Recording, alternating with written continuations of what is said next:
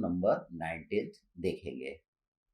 इस प्रॉब्लम में ये कह रहा है ए शाफ्ट ए बी सी, एक आपको शाफ्ट दिया है A B C of 500 mm length of the shaft is given, that is 500 mm, and 40 mm external diameter is bored. देखिए इस शाफ्ट का जो एक्सटर्नल डायमीटर आपको दिया है that is 40 mm for a part of its length A B to a 20 mm diameter and for the remaining length BC to a 30 mm diameter bore. तो देखिए यहाँ पे क्या हुआ है, यहाँ पे ये 20 mm डायमीटर यहाँ पे हमने इसका बोर किया हुआ है और यहाँ पे जो बची हुई लेंथ है उस पे जो हमने बोर किया हुआ है 30 mm का किया हुआ है। If the shear stress is not to exceed 80 newton per mm square, find the maximum power. हमें मैक्सिमम पावर यहाँ पे कितना ट्रांसमिट होगा वो निकालना है। किस आरपीएम पे? 200 आरपीएम पे फाइंड आउट करना है। इसमें एक और चीज निकालना है, find the angle of twist in the length of 20 mm diameter bore, है ना। हमें एंगल ऑफ ट्विस्ट पे निकालना है, ठीक। और क्या निकालना है? Find the length of the shaft भी निकालना, that has been bored to a 20 mm और 30 mm डायमीटर शाफ्ट, ठीक है। ये L1 और L2 भी निकालना है।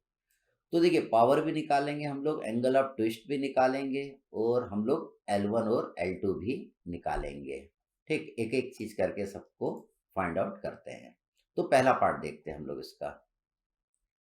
तो पहले पार्ट में find the maximum power transmitted निकालना है। तो देखिए पावर निकालना है, हम पावर का फॉर्मूला जानते हैं, that is 2 pi NT upon 60, ठीक है। तो यहाँ पे टॉर्क आपको दिया नहीं है तो पहले हमको टॉर्क को फाइंड आउट करना पड़ेगा। तो यहाँ पे देखिए it is example of hollow shaft. ये शाफ्ट आपका हॉलो है, ये सॉलिड नहीं है। देखिए बीच में इंटरनल डायमीटर आपको दोनों दिया हुआ है। तो हम ये निकालेंगे कि ये हॉलो शाफ्ट कितना टॉर्क ट्रांसमिट कर सकता है, ठीक। तो मान लीजिए हम एक एग्जाम्पल लेते हैं। यहाँ पे दो शाफ्ट है, एक ए बी शाफ्ट है और एक BC शाफ्ट है। मान लीजिए ए बी शाफ्ट जो टॉर्क ट्रांसमिट कर सकता है वो आपका कितना कर सकता है? मान लीजिए वो 100 न्यूटन मीटर का कर सकता है। और BC शाफ्ट जो आपका है वो जो टॉर्क ट्रांसमिट कर सकता है वो कितना कर सकता है? मान लीजिए 25 न्यूटन मीटर का कर सकता है, ठीक। और हमें निकालना है कि ये कितना पावर ट्रांसमिट करेगा, ठीक है। और पावर आप जानते हैं, power is equal to 2 pi NT upon 60 होता है, जिसका कि डेरिवेशन आप लोग कर चुके हैं, ठीक। तो हमें निकालना है मैक्सिमम पावर कितना ट्रांसमिट होगा। तो यहाँ पे टी की वैल्यू पुट करना पड़ेगा, टॉर्क की वैल्यू पुट करना पड़ेगा। और यहाँ पे मैंने एक एग्जांपल से समझाया कि A B shaft 100 newton metre का ही टॉर्क ट्रांसमिट कर सकता है और BC शाफ्ट आपका 25 न्यूटन मीटर का ही टॉर्क ट्रांसमिट कर सकता है। अगर BC शाफ्ट से आप 25 न्यूटन मीटर से ज्यादा का टॉर्क अगर ट्रांसमिट करेंगे तो ये फेल हो जाएगा, हो सकता है ये टूट जाए आपका, ठीक है। और हमें पावर निकालना है, तो पावर में टॉर्क की वैल्यू 100 पुट करें या 25 पुट करें, अब ये सवाल उठता है। तो देखिए 25 न्यूटन मीटर का टॉर्क दोनों शाफ्ट ट्रांसमिट कर सकते हैं, ये भी कर सकता है और ये भी कर सकता है। लेकिन 100 न्यूटन मीटर का जो टॉर्क है वो खाली AB वाला ट्रांसमिट कर सकता है, क्योंकि अगर 100 न्यूटन मीटर का टॉर्क BC वाले से हम ट्रांसमिट करने का प्रयास करेंगे तो BC वाला शाफ्ट क्या हो जाएगा? फेल हो जाएगा, टूट जाएगा। तो हम यहाँ पे जो पावर में टॉर्क यूज करेंगे वो कितना करेंगे? 25 न्यूटन मीटर, कम वाला टॉर्क हम यहाँ पे यूज करेंगे। तो देखिए इस प्रॉब्लम में हमको मैक्सिमम पावर निकालना है, तो पहले निकालना पड़ेगा कि AB वाला कितना टॉर्क ट्रांसमिट करेगा और BC वाला यहाँ पे कितना टॉर्क ट्रांसमिट करेगा। हम जानते हैं torque transmitted by hollow shaft, that is TAB निकाल रहे, AB में टॉर्क निकाल रहे, that is pi by 16 tau D outer to the power 4 minus D inner to the power 4 upon D outer, ठीक। यहाँ पे टाउ की वैल्यू दिया है आपको, मैक्सिमम शेयर स्ट्रेस की वैल्यू दिया है, that is 80 newton per mm square आपको दिया है। AB का एक्सटर्नल डायमीटर दिया है, दैट इज 40 mm। ये एक्सटर्नल डायमीटर दोनों के लिए है, AB के लिए भी है और BC के लिए भी है। और AB का इंटरनल डायमीटर आपको दिया है, दैट इज 20 mm। तो यहाँ पे देखिए AB का एक्सटर्नल डायमीटर पुट कर दिया, AB का इंटरनल डायमीटर पुट कर दिया, टाउ की वैल्यू आपको दिया हुआ है, that is 80 newton per mm square. तो you will get the value of torque in AB। A B इतना टॉर्क ट्रांसमिट करेगा। अब बी सी कितना टॉर्क ट्रांसमिट कर सकता है, तो टॉर्क का ये फॉर्मूला है। यहाँ पे आउटर डायमीटर तो दोनों के लिए सेम है 40 mm, लेकिन बीसी के लिए इंटरनल जो डायमीटर है दैट इज अवर 30 mm। देखिए बीसी का इंटरनल डायमीटर आपको दिया हुआ है। अब यहाँ पे सारी वैल्यू पुट कर देंगे तो टॉर्क ट्रांसमिटेड बाय बीसी देखिए इतना आया। तो आपको नजर आ रहा है कि बीसी जो टॉर्क ट्रांसमिट कर रहा है वो कम कर रहा है। मतलब ये जो बीसी जो टॉर्क ट्रांसमिट करेगा ये दोनों शाफ्ट इतना टॉर्क ट्रांसमिट कर सकते हैं, लेकिन एबी जो टॉर्क ट्रांसमिट कर रहा है वो खाली एबी कर सकता है, वो बीसी नहीं कर सकता है, क्योंकि बीसी की लिमिट क्या है टॉर्क ट्रांसमिट करने की, कम है। तो अब हम देखिए हमें तो पावर निकालना है तो टॉर्क की वैल्यू हमको ये लेनी पड़ेगी। ठीक, तो देखिए हमने यहाँ पे पावर निकालते हैं। पहले पावर का फॉर्मूला आप जानते हैं, इसका डेरिवेशन आप कर चुके हैं, दैट इज 2π/NT/60। तो यहाँ पे टॉर्क आपने किस में निकाला था, न्यूटन एमएम में निकाला था। तो पहले इसको न्यूटन मीटर में आप कन्वर्ट कर लेंगे और टॉर्क की वैल्यू देखिए यहाँ पे मैंने न्यूटन मीटर में यहाँ पे मैंने पुट कर दी है। तो इससे जो पावर निकल के आएगा वो किस में आएगा, वॉट में आएगा, वो आएगा वॉट में। तो जब आप इसको सॉल्व कर लेंगे तो पावर की वैल्यू आ जाएगी 14,390 वॉट आ जाएगी। अब हमें सेकंड निकालना है, लेंथ निकालना है कि इनका लेंथ कितना होगा। तो देखिए प्रॉब्लम में इसने कहा है if the angle of twist in the length of 20 mm diameter bore is equal to that in the 30 mm diameter bore। इस प्रॉब्लम में उसने दे के रखा है कि एंगल ऑफ ट्विस्ट दोनों जगह क्या रहेगा, सेम रहेगा। मतलब θ1 विल बी इक्वल टू θ2। ऐसा एंगल ऑफ ट्विस्ट किस केस में सेम रहता है, जब शाफ्ट आपके पैरेलल में कनेक्टेड रहे। लेकिन यहाँ पे तो शाफ्ट आपके सीरीज में कनेक्टेड है, और इस और हमने क्या लिखा, θ1 इज इक्वल टू θ2। क्यों लिखा है, क्योंकि प्रॉब्लम में दे के रखा है कि दोनों जगह एंगल ऑफ ट्विस्ट की वैल्यू क्या रहेगी, सेम रहेगी। तो हमको ये यहाँ पे लेना पड़ेगा। हम जानते हैं T/G equal to C θ/L, और अगर आप थीटा की वैल्यू निकालेंगे तो TL/CG आपका आ जाएगा। यहाँ पे देखिए दोनों का शाफ्ट का मटेरियल सेम है, इसलिए इनका जो शेयर मॉडुलस रहेगा या मॉडुलस ऑफ रिजिडिटी की वैल्यू रहेगी दोनों के लिए सेम रहेगी, that is C1 will be equal to C2। और देखिए चूंकि शाफ्ट आपके सीरीज में है, आप जानते हैं जब शाफ्ट आपके सीरीज में रहते हैं तो टॉर्क आपका सेम रहता है, मतलब T1 will be equal to T2 होता है। हम जानते हैं जब शाफ्ट आपके पैरेलल में रहते हैं तो एंगल ऑफ ट्विस्ट बराबर रहता है, लेकिन यहाँ पे सीरीज में है तब भी एंगल ऑफ ट्विस्ट हमने बराबर लिखा है। क्यों लिखा है, क्योंकि ये प्रॉब्लम में ही दे के रखा है, इसलिए हमने इसको यहाँ पे इक्वल करके लिखा हुआ है। अब देखिए angle of twist in the shaft A B निकालना है, T into L1/C/J1। Angle of twist in the shaft B C निकालना है, ये शाफ्ट आपका बी सी है, that is T into L2/C/J2। J क्या है, it is the polar moment of inertia. आप जानते हैं पोलर मोमेंट ऑफ इनर्शिया क्या होता है, it is the moment of inertia of an area about an axis which is perpendicular to the plane of the given area। उसके about moment of inertia जो निकलता है उसको हम पोलर मोमेंट ऑफ इनर्शिया कहते हैं। तो हॉलो शाफ्ट के लिए आप पोलर मोमेंट ऑफ इनर्शिया की वैल्यू जानते हैं, कितना आता है, π/32 d outer to the power 4 minus d inner to the power 4 आता है। तो देखिए यहाँ पे मैं इक्वेशन को सॉल्व करता हूँ, angle of twist in the shaft AB is equal to angle of twist in the shaft BC। दोनों को मैंने इक्वेट करा, शाफ्ट आपके सीरीज में है इसलिए ये T से ये T काट दिया, शाफ्ट के मटेरियल सेम है इसलिए इस C से मैंने इस C को काट दिया। तो देखिए आपका क्या बचा, L1/J1 equal to L2/J2। J1 आप J जानते हैं, polar moment of inertia, π/32 d outer to the power 4 minus d inner to the power 4। तो J की वैल्यू देखिए मैंने यहाँ पे पोलर मोमेंट ऑफ इनर्शिया की वैल्यू यहाँ पे मैंने पुट कर दी है।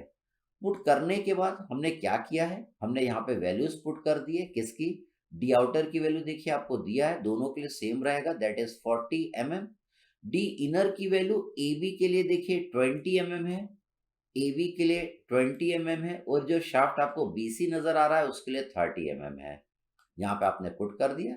तो इसको जब आप सॉल्व करेंगे तो लेंथ ऑफ L1 और L2 के बीच में एक रेशियो आपका आ जाएगा। तो L1/L2 आपका कितना आ जाएगा, 1.37। एक इक्वेशन आप शाफ्ट को देख के बनाएंगे। देखिए AB की लेंथ हमने बोला L1 है और BC की लेंथ हमने बोला L2 है। तो हम यहाँ पे लिख सकते हैं L1 plus L2 equal to 500। तो ये जो इक्वेशन है इसको सॉल्व करके बनेगी, और ये जो इक्वेशन है हम इसको देख के बनाएंगे। इन दोनों को आप सॉल्व कर लेंगे तो you will get the value of L1 and L2। अब हम प्रॉब्लम नंबर 20 देखते हैं। इसमें देखिए क्या बोल रहा है, a steel shaft ABCD having a total length आपको दिया है 2.4 metre, consist of 3 length having the different section as follow. देखिए ये 3 लेंथ है, ये L1 है, ये L2 है, ये L3 है। AB is hollow having the outside and inside diameter आपको इसका दिया हुआ है। BC एंड CD आपको सॉलिड दिए हुए हैं। BC having a diameter of 80 mm and CD a diameter of 70 mm, ये दोनों का डायमीटर है। If the angle of twist is the same for each section, तीनों के लिए एंगल ऑफ ट्विस्ट क्या है, सेम है। Determine the length of each section and the total angle of twist, total angle of twist भी निकालना है, length भी निकालना है। If the maximum shear stress in the hollow portion is, यहाँ पे टाउ की वैल्यू आपको दिया है, दैट इज अवर 50 न्यूटन पर mm²। ये टाउ की वैल्यू आपको दे के रखा है। सी की वैल्यू आपको इतना लेना है। ठीक, करते हैं। तो तीनों जगह एंगल ऑफ ट्विस्ट क्या बोला है, सेम बोला है इसने। तो पहले देखिए हम लेंथ निकालते हैं। हम θ1 लिखेंगे T into L1 upon C J1। इसी तरह θ2 θ3 लिख दिया हमने। क्योंकि तीनों थीटा सेम है इसलिए मैंने θ1 इक्वल टू θ2 इक्वल टू θ3 लिख दिया। देखिए तीनों एंगल ऑफ ट्विस्ट को मैंने क्या लिखा है, बराबर लिखा है। ये देखिए शाफ्ट आपके किस में है, सीरीज में है। हम सीरीज में जानते हैं टॉर्क आपका सेम रहता है, जितना इसमें आएगा उतना इसमें आएगा, उतना इधर आएगा उतना यहाँ पे ट्रांसमिट हो जाएगा। तो ये टी को हम काट सकते हैं। तीनों के देखिए मटेरियल सेम है, उनका मॉडुलस ऑफ रिजिडिटी को भी हमने काट दिया यहाँ पे, तीनों के लिए सेम है ये। तो आपकी इक्वेशन क्या बन जाएगी, L1/J1 equal to L2/J2 equal to L3/J3। ठीक, और जी आप जानते हैं ये क्या होता है, पोलर मोमेंट ऑफ इनर्शिया होता है। हॉलो शाफ्ट के लिए जे का ये फॉर्मूला है, ये हम पहले भी देख चुके हैं। ये सॉलिड शाफ्ट का है। तो यहाँ पे क्या करेंगे, जे की वैल्यू हम पुट कर देंगे। ये हॉलो शाफ्ट के लिए मैंने पुट कर दी, और यहाँ मैंने देखिए दोनों जगह सॉलिड शाफ्ट की वैल्यू मैंने पुट कर दी। π/32 तो आपका कट जाएगा, यहाँ पे π/32 π/32 π/32 जीरो तीनों जगह आएगा, वो आपका कट जाएगा। यहाँ पे देखिए डी आउटर और डी इनर की वैल्यू मैं पुट कर दूंगा, तीनों डी की वैल्यू भी मैं यहाँ पे पुट कर दूंगा। देखिए यहाँ पे डी की वैल्यू पुट कर दी। इसका डी कितना है, तीसरे वाले का 70 है। इसका आउटर डायमीटर है, सॉलिड है, ये कितना है 80 है। इसका आउटर और इनर आपको दोनों लेना पड़ेगा, ये आपने दोनों ले लिया। इसके बाद हम क्या करेंगे, इनमें रिलेशन निकाल लेंगे। हम पहले क्या कर रहे हैं, इन दोनों को इक्वेट कर रहे हैं। ठीक है, L1 और L3 को मैंने पहले क्या करा, इक्वेट करा। और L1 और L3 में आपको क्या मिल जाएगी, एक इक्वेशन मिल जाएगी। फिर मैं क्या कर रहा हूँ, L2 और L3 को मैं इक्वेट कर रहा हूँ। इन दोनों को अपन सॉल्व कर लेंगे तो ये आपकी सेकंड इक्वेशन बन जाएगी। ठीक है, इन दोनों को इक्वेट करिएगा तो ये इक्वेशन आपकी बन जाएगी। हम जानते हैं L1 plus L2 plus L3 कितना होगा, 2.4 मीटर होगा। इसको मैं mm में ले लिया हूँ यहाँ पे। तो यहाँ पे देखिए मैंने ये तीसरी इक्वेशन बना ली। हम इन तीनों इक्वेशन को सॉल्व कर लेंगे तो आपका क्या मिल जाएगा, L1 L2 और L3 की वैल्यू आपको क्या पता चल जाएगी। बस आपको क्या करना है, इसको सॉल्व कर लेना है। तो आपने देखिए इसकी लेंथ निकाल ली। लेंथ निकालने के बाद हमको क्या निकालना है, next angle of twist of the shaft AB। यहाँ पे एंगल ऑफ ट्विस्ट कितना आएगा ये हमको निकालना है। तो उसने बोला है तीनों जगह एंगल ऑफ ट्विस्ट क्या रहेंगे, सेम रहेंगे। अगर यहाँ पे आपको θ1 पता चल गया तो θ2 भी आपको पता चल जाएगा, θ3 भी पता चल जाएगा, क्योंकि तीनों थीटा क्या है, सेम है। मतलब टोटल एंगल ऑफ ट्विस्ट आप कैसे निकालेंगे, दैट इज 3 इंटू थीटा कर देंगे तो टोटल एंगल ऑफ ट्विस्ट आ जाएगा। ठीक है ना। अब हम क्या करते हैं, हमको क्या बोल रहा है, एज द शेयर स्ट्रेस, यहाँ पे शेयर स्ट्रेस दिया है 50 न्यूटन पर mm² is given in the hollow shaft AB। तो यहाँ पे एंगल ऑफ हम ट्विस्ट निकाल सकते हैं। यहाँ पे अगर एंगल ऑफ ट्विस्ट आपको निकालना है तो आप क्या करेंगे, τ/r equal to c θ/l कर देंगे। यहाँ पे r क्या होगा, आउटर मोस्ट डिस्टेंस, ये आपका क्या हो जाएगा, आर हो जाएगा। ये आर कितना हो जाएगा, इसका डायमीटर डिवाइडेड बाई 2 कर देंगे। इसका डायमीटर कितना आपको दिया, दैट इज 80। 80 डिवाइडेड बाई 2 कर देंगे तो ये आर की वैल्यू आपकी आ जाएगी, is equal to C theta by L. ठीक है, यहाँ से हम क्या निकाल रहे हैं, थीटा 1 निकाल रहे हैं। मतलब यहाँ पे एंगल ऑफ ट्विस्ट आपका पहले वाले में कितना आएगा ये हम निकाल रहे हैं। तो इसमें मैं क्या करूँगा, खाली वैल्यूज पुट कर दूंगा। टाउ की वैल्यू आपको दिया है, L1 तो आप निकाल चुके हैं। D1 देखिए कितना था आपका, 80 था, प्रॉब्लम में दिया हुआ है। D1 ये देखिए इट इज 80। और C की वैल्यू आपको क्वेश्चन में दिया है 8.2 इंटू 10⁴। इसको जब आप सॉल्व कर लेंगे तो you will get the value of theta 1। जो पहला थीटा 1 है वो किस में आएगा, रेडियन में आएगा। उसको अगर आपको डिग्री में कन्वर्ट करना है तो रेडियन में पाई बाई 180 बाई पाई का मल्टीप्लाई कर दीजिए। रेडियन को डिग्री में कन्वर्ट करना है तो उसको क्या करिए, 180 डिवाइडेड बाय पाई से मल्टीप्लाई कर दीजिए, तो इतने डिग्री आपका निकल के आ जाएगा। आप जानते हैं तीनों में एंगल ऑफ ट्विस्ट क्या है, बराबर है। तो टोटल एंगल ऑफ ट्विस्ट आपका कितना आएगा, that is theta 1 plus theta 2 plus theta 3। 3 time theta 1 आप कर देंगे तो टोटल एंगल ऑफ ट्विस्ट आपका निकल के आ जाएगा। ठीक, तो इस तरीके से हम ये वाला प्रॉब्लम करते हैं। फिर हम अपना नेक्स्ट प्रॉब्लम देखते हैं, प्रॉब्लम नंबर 21 देखते हैं। तो पिछले प्रॉब्लम जैसा ही है ये। क्या बोल रहा है, ए हॉलो शाफ्ट 1 मीटर लॉन्ग आपको दिया हुआ है, ये टोटल लेंथ आपको 1 मीटर है, has a external diameter of 50 mm, has its 20 mm internal diameter for a part of length and 30 mm internal diameter for rest of the length.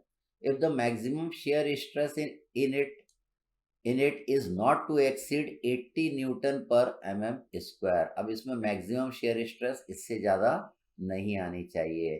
Determine the maximum power transmitted, ये maximum कितना power transmit होगा वो निकालना है। By it at a speed कितना लेना है, 300 rpm। If the twist produce in the two shaft for the of the two shaft are same, angle of twist की वैल्यू इसने सेम बोला है। यहाँ पे थीटा 1 हो रहा है और यहाँ पे थीटा 2 हो रहा है, तो ये बोल रहा है कि थीटा 1 आपका थीटा 2 के बराबर है, इसने दिया हुआ है क्वेश्चन में। वैसे ऐसा कंडीशन किस में आता है, जब शाफ्ट आपके पैरेलल में होते हैं, तब थीटा 1 थीटा 2 के बराबर आता है। लेकिन यहाँ पे शिफ्ट सीरीज में है शाफ्ट, और इसने बोल के रखा है कि दोनों जगह एंगल ऑफ ट्विस्ट क्या है, सेम है। Find the length of the to portion, L1 और L2 की वैल्यू आपको फाइंड आउट करना है। ठीक, तो देखिए हम क्या करेंगे, हमें क्या दिया है, टाउ की वैल्यू कितना लेना है, maximum 80 newton per mm square. ठीक, तो हम क्या करेंगे, पहले दोनों जगह टॉर्क निकाल लेंगे। ये वाला पोर्शन है ये कितना टॉर्क ट्रांसमिट करेगा, और निकाल लेंगे ये वाला जो पोर्शन है ये कितना टॉर्क ट्रांसमिट करेगा। तो पहले इस वाले पोर्शन में निकालते हैं टॉर्क कितना ट्रांसमिट करेगा। तो हॉलो शाफ्ट है, तो हॉलो शाफ्ट के लिए टॉर्क का फॉर्मूला क्या है, pi by 16 tau D outer to the power 4 minus D inner to the power 4 upon D outer. ये देखिए टाउ की वैल्यू है। डी आउटर आपको दिया है 50 दिया है, डी इनर आपको दिया है दैट इज 20 दिया है, तो आपने 50 और 20 पुट कर दिया, यहाँ पे पुट कर दिया, तो ये इतना टॉर्क ट्रांसमिट करेगा। अब ये वाला कितना टॉर्क ट्रांसमिट करेगा, फिर से हमने ये वाला फॉर्मूला यूज कर दिया, यहाँ पे हमने वैल्यूज पुट कर दी, डी आउटर और डी इनर यहाँ पे देखिए 30 mm है, तो ये कितना टॉर्क ट्रांसमिट करेगा, इतना करेगा।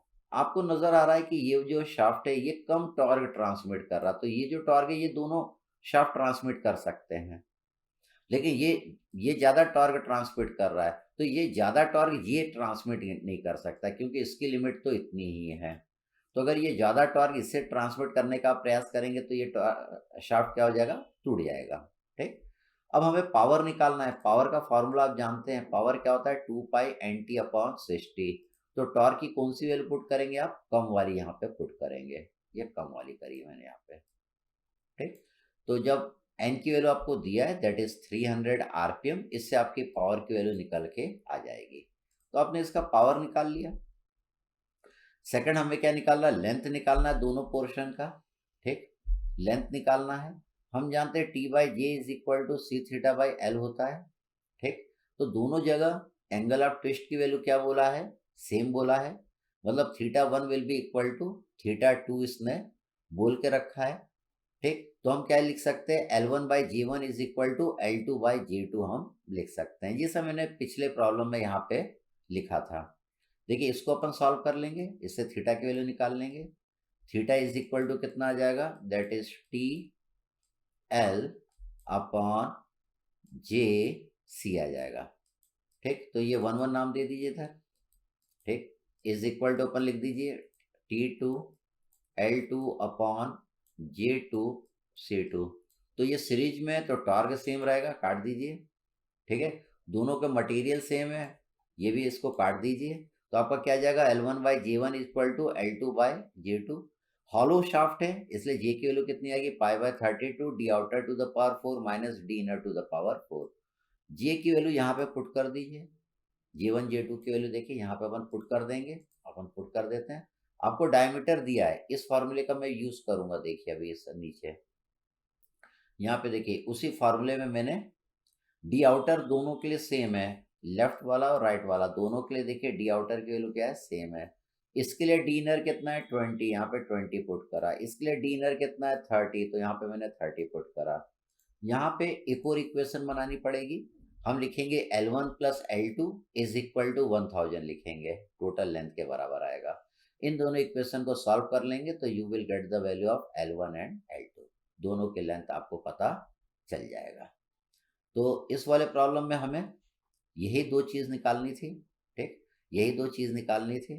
ठीक, इस प्रॉब्लम को हम एक और तरीके से कर सकते थे। ठीक है, देखिए क्या बोल रहा है, the maximum stress will be develop in a region whose polar moment of inertia is less because R is same for the both shaft.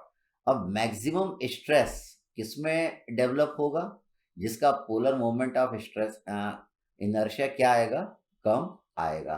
ठीक, तो हम ये भी कर सकते थे कि पहले दोनों का पोलर मोमेंट ऑफ इनर्शिया हम लोग निकाल लेते, दोनों का हम क्या करते, पोलर मोमेंट ऑफ इनर्शिया निकाल लेते, और जिसका पोलर मोमेंट ऑफ इनर्शिया आपका कम आता उसको लेते, जिसका पोलर मोमेंट ऑफ इनर्शिया क्या आता, कम आता, उसको लेते क्या निकालने के लिए, टॉर्क निकालने के लिए। उसको लेते हम क्या निकालने के लिए, टॉर्क निकालने के लिए। तो देखिए ये जो शाफ्ट है ना, minimum polar moment of inertia इसमें आया, इसमें आया। ठीक है, कितना आया, इतना आया। तो ये वाली वैल्यू मैं ले रहा था यहाँ पे। टॉर्क निकालने के लिए देखिए मैंने पोलर मोमेंट ऑफ इनर्शिया की कौन सी वैल्यू ली, मिनिमम वाली वैल्यू ली, तो यहाँ पे टॉर्क आपका निकल के आ जाएगा। तो ये टॉर्क की वैल्यू आपको लेना है पावर निकालने के लिए। ठीक है, तो देखिए यहाँ पे मैंने दूसरा तरीके से किया है।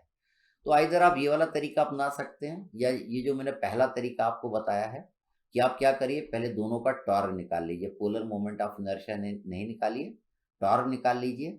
जिसका टॉर्क कम आएगा वो वाली वैल्यू यहाँ पे ले लीजिए, क्या निकालने के लिए, पावर निकालने के लिए।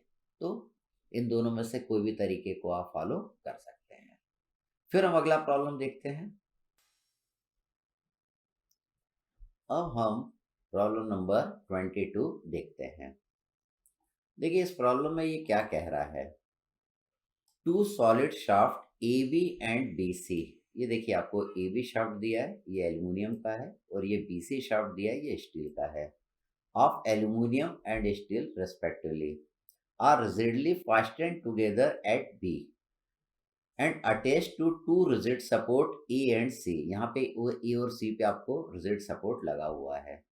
Shaft AB is 7.5 centimeter in diameter and 2 meter in length. The shaft BC is 5.5 centimeter in diameter and 1 meter in length। ये दिया हुआ आपको। आगे ये कह रहा है a torque of 20,000 newton centimetre is applied at the junction. यहाँ पे टॉर्क लग रहा है देखिए, एट द जंक्शन बी पे। Compute the maximum shear stress in each material, tau की वैल्यू निकालना है दोनों जगह। What is the angle of twist at the junction, यहाँ पे थीटा की वैल्यू आपकी कितनी रहेगी।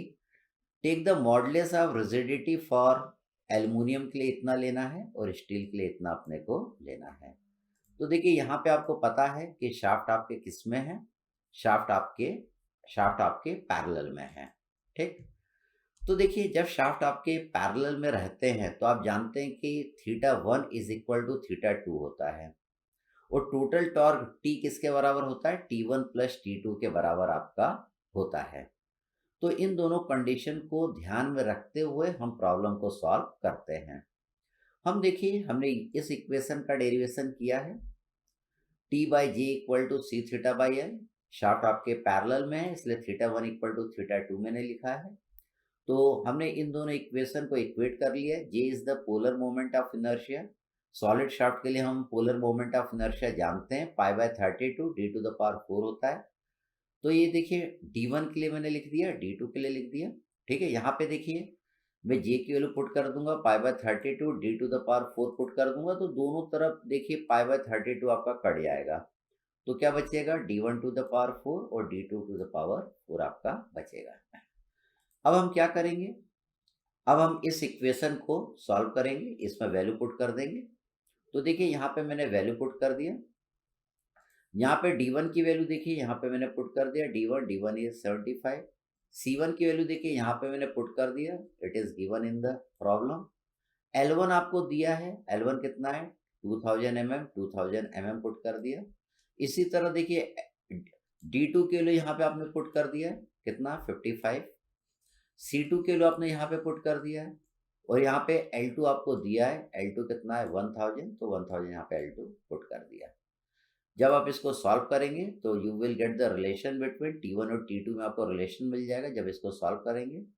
आप जानते हैं शाफ्ट आपके किस में पैरेलल में है, मतलब T1 प्लस T2 बराबर इतना आ जाएगा। आप इन दोनों को सॉल्व कर लेंगे तो you will get the value of T1 and T2। कौन सा शाफ्ट कितना टॉर्क ट्रांसमिट करेगा ये इसकी वैल्यू आपको मिल जाएगी। बस इन दोनों इक्वेशन को आपको सॉल्व कर लेना है। इसके बाद हमें मैक्सिमम शेयरिंग स्ट्रेस भी निकालना है कि इसमें मैक्सिमम स्ट्रेस कितना आएगा, इसमें कितना आएगा। हम जानते हैं tau by J is T by J is equal to tau by R. इसे टाउ के वैल्यू पर निकाल लेंगे। टाउ का क्या फॉर्मूला आ जाएगा, T1 into R1 upon J1। इसी तरह टाउ टू का फॉर्मूला आ जाएगा T2 into R2 by J2। तो देखिए आपने T1 निकाल लिया है, T1 पुट कर देंगे। R1 की वैल्यू क्या होगी, R1 होगा ये वाली दूरी, it is the radius of aluminium shaft, that is R1।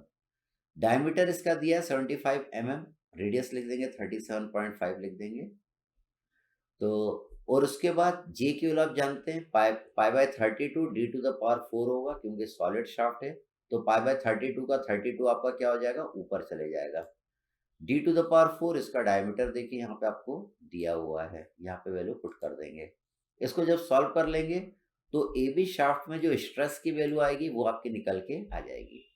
इसके बाद हमें क्या करना है, टाउ टू निकालना है। तो यहाँ पे T2 के लिए पुट कर दिया, R2 मतलब इसका रेडियस, तो इसका डायमीटर आपको दिया है 55 mm, 55 का आधा कर दिया 27.5 आ गया। फिर यहाँ पे J2 के लिए पुट कर देंगे, पोलर मोमेंट ऑफ इनर्शिया होता है pi by 32 D to the power 4। तो 32 आपका ऊपर चल गया। डी डायमीटर कितना है इसका दिया हुआ है 55 mm दिया हुआ, पुट कर देंगे। इसको सॉल्व कर लेंगे तो स्ट्रेस आपका आ जाएगा, BC शाफ्ट में भी स्ट्रेस निकल के आ जाएगा। इसके बाद अपने को निकालना है what is the angle of twist at the junction. इसमें तीसरी चीज हमको ये निकालना है। तो हम जानते हैं शाफ्ट जब आपका पैरेलल में होता है तो θ1 आपका θ2 के बराबर होता है, दोनों आपके बराबर होते हैं। ठीक, तो θ1 क्या कैसे निकालेंगे, θ1 निकालना तो T1 into L1 upon J1 into C1। θ2 निकालेंगे तो T2 into L2 upon J2 into C2। तो देखिए θ1 θ2 के बराबर आएगा, इधर आप थीटा इससे निकालिए या थीटा इससे निकालिए। तो प्रॉब्लम में देखिए आपको दिया हुआ है, क्या दिया हुआ है, हम T1 निकाल चुके हैं, लेंथ आपको दिया हुआ है, पोलर मोमेंट ऑफ इनर्शिया आप निकाल लेंगे, मॉडुलस ऑफ रिजिडिटी जिसको हम शेयर मॉडुलस कहते हैं उसकी वैल्यू भी आपको दिया हुआ है। इसी तरह अगर आप इस फॉर्मूले का यूज करके निकालना चाहते हैं थीटा, तो T2 आप निकाल चुके हैं, L2 दिया हुआ है, पोलर मोमेंट ऑफ इनर्शिया आप निकाल लेंगे, और C फॉर द स्टील आपको दिया हुआ है। तो ये जो वैल्यूज आप निकाल चुके हैं और आपको दिया हुआ है, इन वैल्यूज को हम इस वाले फॉर्मूले में पुट कर देंगे। तो यहाँ पे देखिए मैंने ये पुट कर दिया। तो इससे you will get the value of theta 1, that is the angle of twist. वो आपका कितना आएगा 0.00156 रेडियन। इससे जो थीटा निकल के आता है वो रेडियन में रहता है। इसको अगर आपको डिग्री में कन्वर्ट करना है तो क्या करना है, 180 बाई पाई से मल्टीप्लाई कर देना है, तो you will gate theta in degree. अगर आप इस फॉर्मूले का यूज करेंगे तब भी थीटा आपका एंगल ऑफ ट्विस्ट क्या आएगा, सेम आएगा। इसमें क्या करिएगा, ये पूरी वैल्यूज को पुट कर दीजिएगा। देखिए मैंने यहाँ पे पुट करके बताया, यहाँ पे मैंने पुट कर दिया। तो इससे थीटा 2 देखिए उतना ही रेडियन आ रहा है जितना इससे आ रहा था, दोनों सेम आ रहे हैं। अब इसको मैंने डिग्री में कन्वर्ट करा, तो इसको मैं 180 बाई पाई से मल्टीप्लाई कर दूंगा, तो थीटा 2 आपको डिग्री में मिल जाएगा। तो आइदर इससे निकालिए थीटा या इससे निकालिए थीटा। क्योंकि शाफ्ट आपके पैरेलल में है तो theta 1 will be equal to theta 2, जो कि आपको न्यूमेरिकल वैल्यू से समझ में आ रहा है। फिर हम अगला प्रॉब्लम देखते हैं। अब हम प्रॉब्लम नंबर 23 देखेंगे। अब इसमें क्या बोल रहा है, a composite shaft consist of A steel rod 60 mm diameter surrounded by closely fitting tube of brass. Find the outside diameter of the tube so that when the torque of 1000 Newton meter is applied to the composite shaft, it will be equally shared by the two material. मतलब यहाँ पे अगर हम torque लगाएंगे, ठीक है, तो वो क्या होगा, वो ये दोनों स्टील का जो शाफ्ट है और ब्रास का जो शाफ्ट है, ये टॉर्क इक्वली शेयर्ड होना चाहिए इन दोनों के द्वारा। मतलब अगर यहाँ पे टॉर्क टी लगेगा तो इसमें टॉर्क कितना आएगा, T/2 आएगा, और इसमें टॉर्क कितना आएगा, T/2 आपका आएगा। सी की वैल्यू लेना, स्टील के लिए मॉडुलस ऑफ रिजिडिटी की वैल्यू दिया हुआ है, और ब्रास के लिए भी मॉडुलस ऑफ रिजिडिटी की वैल्यू दिया हुआ है। ठीक, तो यहाँ पे पहले केस में क्या निकालना है, outside diameter of the tube निकालना है, मतलब ये डी की वैल्यू हमको फाइंड आउट करना है। सेकंड बोल रहा है find also the maximum shear stress in each material and the common angle of twist in the length of 4 metre. हमें एंगल ऑफ ट्विस्ट भी निकालना है। तो आपको यहाँ पे दिख रहा है, अगर आप इस तरीके से यहाँ पे टॉर्क लगाएंगे तो इन दोनों में एंगल ऑफ ट्विस्ट सेम होगा। इन दोनों में एंगल ऑफ ट्विस्ट क्या होगा, सेम होगा। और इसने क्वेश्चन में दिया है कि ये दोनों में टॉर्क क्या आएगा, इन दोनों में टॉर्क की वैल्यू भी क्या आएगी, सेम आएगी। ठीक, करते हैं इसको सॉल्व। तो देखिए पहला हम निकाल रहे find the outside diameter of the tube. ठीक, तो देखिए सी स्टील दिया है, सी ब्रास दिया हुआ है। हम जानते हैं total torque will be equal to T S plus T B. T B और टी एस आपका क्या है, सेम है। तो T steel is equal to क्या लिखेंगे, T/2 आप लिख देंगे। तो टी स्टील में भी कितना टॉर्क आएगा, 500 इंटू 10⁻³ न्यूटन मीटर आएगा। और टी ब्रास में भी क्या आएगा, टॉर्क आपका क्या आएगा, सेम आएगा। ठीक, तो यहाँ पे जब आप टॉर्क लगाएंगे तो ये टॉर्क किस में ट्रांसमिट होगा, स्टील के शाफ्ट में होगा, और ब्रास के शाफ्ट में ये टॉर्क जाएगा। इसलिए मैंने लिखा T is equal to T steel plus T brass. और इसने क्वेश्चन में दे दिया कि टी ब्रास आपका टी स्टील के जितना है, मतलब आप लिख सकते हैं T steel equal to T/2, उससे आपने टी स्टील निकाल लिया। इसके बाद देखिए हम रिलेशन जानते हैं T/J is equal to C theta by L. तो टी की वैल्यू निकाल लेंगे C theta into J by L. इसमें हमें दिया हुआ है क्वेश्चन में, क्या दिया है, T steel is equal to T brass, इसने दिया हुआ है क्वेश्चन में। तो इसमें लेंथ की वैल्यू सेम है, length of steel is equal to length of brass. Angle of twist भी दोनों के लिए सेम है, क्योंकि जब आप यहाँ पे टॉर्क लगाएंगे इस तरीके से तो जितना ट्विस्ट ये होगा उतना ट्विस्ट ये होगा, इसलिए दोनों का एंगल ऑफ ट्विस्ट क्या रहेगा, सेम रहेगा। मतलब ये भी जो आपका अरेंजमेंट आपको नजर आ रहा है, शाफ्ट इन पैरेलल वाला अरेंजमेंट आपको नजर आ रहा है। तो यहाँ पे देखिए जो कॉमन चीज है उनको अपन काट देते हैं, इन दोनों को अपन काट सकते हैं, इसको भी अपन क्या कर सकते हैं, यहाँ पे काट सकते हैं। तो आपकी इक्वेशन बन जाएगी C steel into J steel equal to C brass into J brass. हम जे जानते हैं पोलर मोमेंट ऑफ इनर्शिया, जो स्टील का ये आपका सॉलिड शाफ्ट है और ब्रास का जो आपका ये हॉलो शाफ्ट है।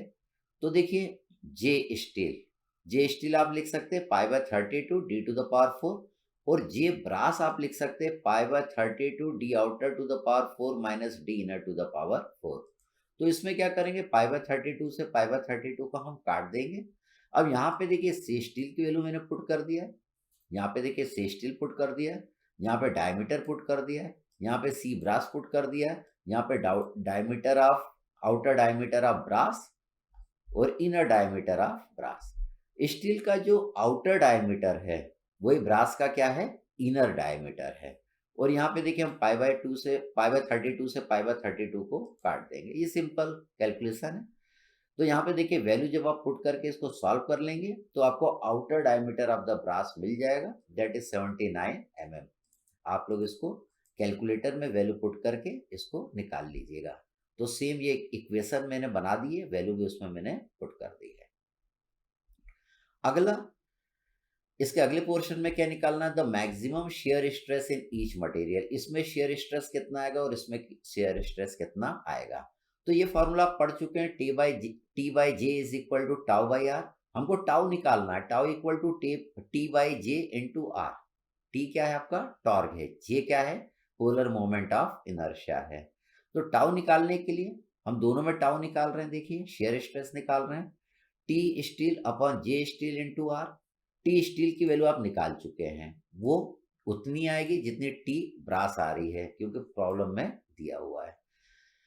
आर की वैल्यू देखिए, स्टील के लिए आर की वैल्यू कितनी आएगी, 60/2 आएगी। ये देखिए यहाँ पे 60/2 लिखा है।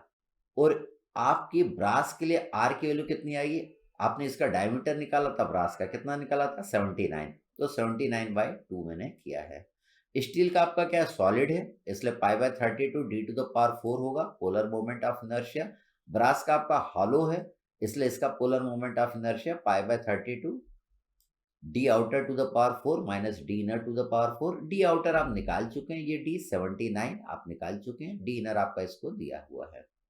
तो इन इक्वेशन को जब आप सॉल्व कर लेंगे, टाउ आपका स्टील में भी आ जाएगा और टाउ आपका ब्रास में भी आ जाएगा। तो ये जो इस तरीके का अरेंजमेंट रहता है, जनरली आप इसको शाफ्ट इन पैरेलल में भी कंसिडर कर सकते हैं।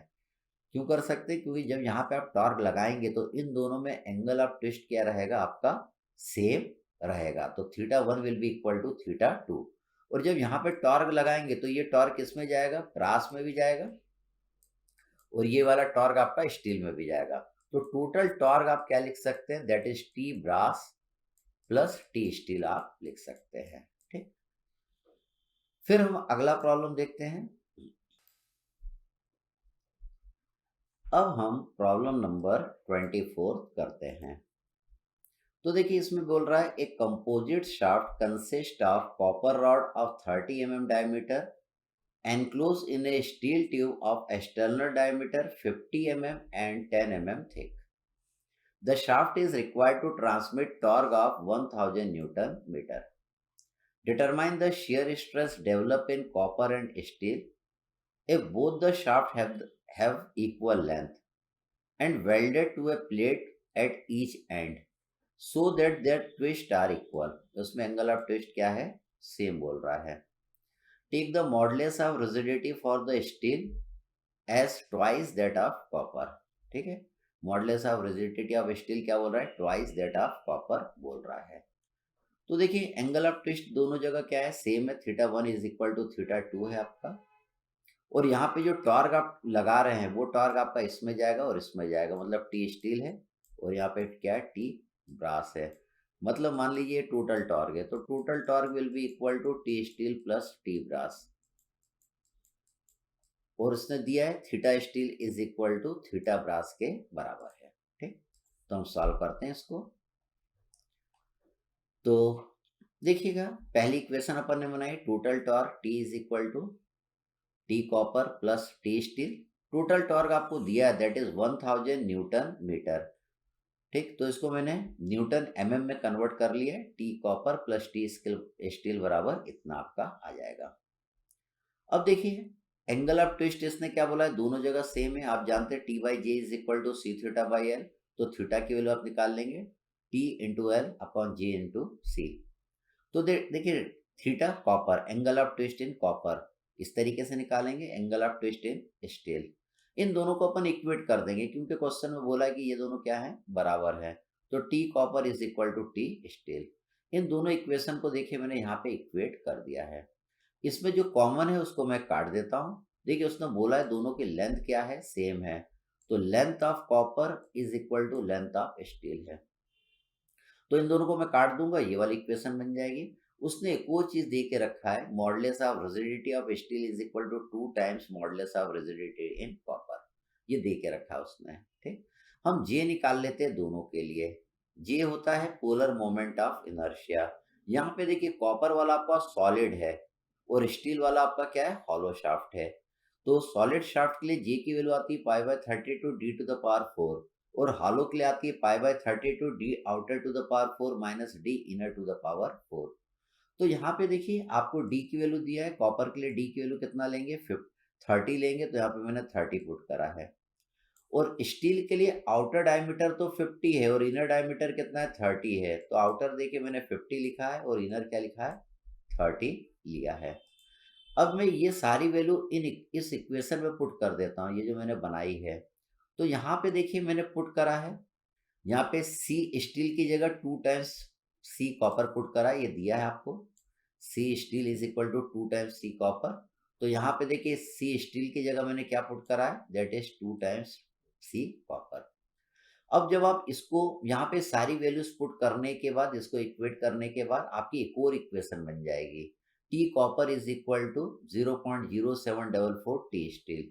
ये इक्वेशन नंबर 2 बन गई। This is our equation number 2। और इक्वेशन नंबर 1 आपने बनाई थी, इक्वेशन नंबर 1 आपने क्या बनाई थी, that is T copper plus T steel equal to 1000। ये पहली वो इस वाली इक्वेशन से आपने बनाई थी। अब हम क्या करेंगे, इन दोनों इक्वेशन को सॉल्व कर लेंगे। हमने इक्वेशन 1 और 2 को सॉल्व कर लेंगे, तो you will get the value of T copper and you will get the value of T steel. आप इन दोनों इक्वेशन को सॉल्व कर लीजिएगा। इसके बाद हमें निकालना है shear stress in each material, हमको निकालना है। सेकंड हमको ये चीज निकालना है। हम जानते हैं T by J equal to tau by R, तो टाउ इक्वल टू क्या आएगा, T by J into R आ जाएगा, ये आ जाएगा। तो देखिए हमने यहाँ पे टाउ कॉपर के लिए फॉर्मूला लिख दिया और यहाँ पे टाउ हमने स्टील के लिए फॉर्मूला लिख दिया। आर की जगह मैंने डी बाई 2 पुट कर दिया दोनों जगह। देखिए आपने टाउ कॉपर निकाल चुके हैं, आप टाउ स्टील निकाल चुके हैं, यहाँ पे पुट कर देंगे।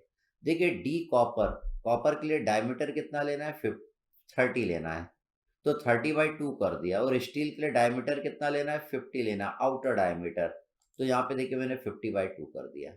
पोलर मोमेंट ऑफ इनर्शिया दोनों के लिए आप जानते हैं, सॉलिड के लिए आएगा pi by 32 D to the power 4, hollow के लिए आएगा pi by 32 D outer to the power 4 minus D inner to the power 4। इनमें हम सारी वैल्यू पुट कर देंगे, तो you will get the value of tau for copper and tau for steel. ठीक, बहुत सिंपल होते हैं ये प्रॉब्लम। चलिए अब हम अगले टॉपिक पे अपना आएंगे।